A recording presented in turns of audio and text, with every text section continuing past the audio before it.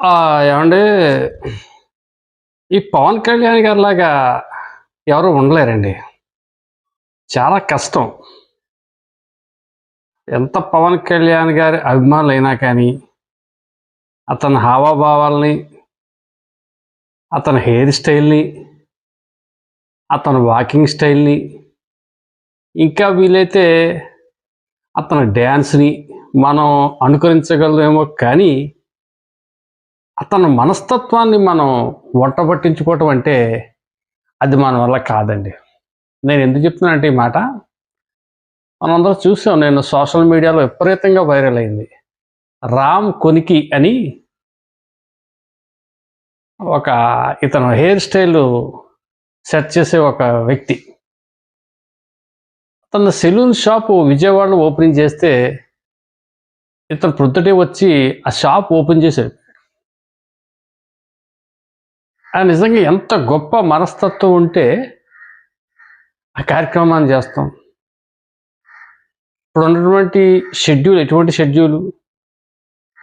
కొన్ని కోట్ల రూపాయల ఆదాయాన్నిచ్చే సినిమా పరిశ్రమనే వదులుకొని ప్రజాసేవకి అంకితమైపోయి క్షణం కూడా తీరిక లేకుండా, కుటుంబాన్ని కూడా ఒక్క నిమిషం కూడా కేటాయించకుండా ప్రజల కోసమే అంకితమైపోతున్నటువంటి ఈ బిజీ షెడ్యూల్లో తన దగ్గర పనిచేసే ఒక వ్యక్తిగత సహాయకుడికి, తన హెయిర్ స్టైల్ చూసే ఒక వ్యక్తికి అంత టైం కేటాయించాడు, అంత ఇంపార్టెన్స్ ఇచ్చాడు అంటే ఈ ఒక్క ఉదాహరణ చాలండి.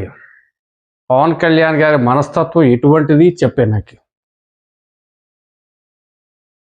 దీన్ని బట్టి మనకు అర్థమైంది ఏంటంటే, పవన్ కళ్యాణ్ గారికి పేద ధనిక అనే భేదం లేదు. అతనికి స్టార్ ప్రొడ్యూసర్ ఎంతో, స్టార్ హీరో ఎంతో, మనలాంటి సామాన్య జనం కూడా అంతే ఆయన దృష్టిలో. ఇంకా చెప్పాలంటే మనమే ఎక్కువేమో ఆయనకి అనిపిస్తుంది. వాళ్ళతో పోల్చుకుంటే వాళ్ళ ఇళ్ళకి వెళ్ళినట్టు, వాళ్ళ కార్యక్రమానికి అటెండ్ అయినట్టయితే నేను ఎప్పుడు చూడలేదు. కానీ ఇది మాత్రం ఇతందే. ఈ రామ్ కొనికిది సంబంధించినటువంటి గతంలో హైదరాబాద్లో ఈ సెలూన్ షాపు హెడ్ ఆఫీస్ అక్కడ పెడితే అక్కడ కూడా వెళ్ళాడు ఇతను ఓపెనింగ్కి. ఇది బ్రాంచ్ ఇక్కడ విజయవాడలో పెట్టారు, ఇక్కడ కూడా వచ్చాడు. అది కొంతమంది అతను హాఫ్ నిక్కర్లో వెళ్ళాడు, టీ షర్ట్లో వెళ్ళాడు, డిప్యూటీ సీఎం అయ్యండి అని చెప్పేసి ట్రోల్ చేస్తున్న తెంగరోళ్ళు.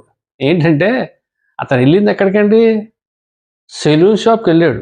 పట్టు వస్త్రాలు వేసుకుని వెళ్ళడానికి గుడికి వెళ్ళలేదు. రాజకీయ నాయకుడిగా వెళ్ళడానికి ఏదో ఆ అభివృద్ధి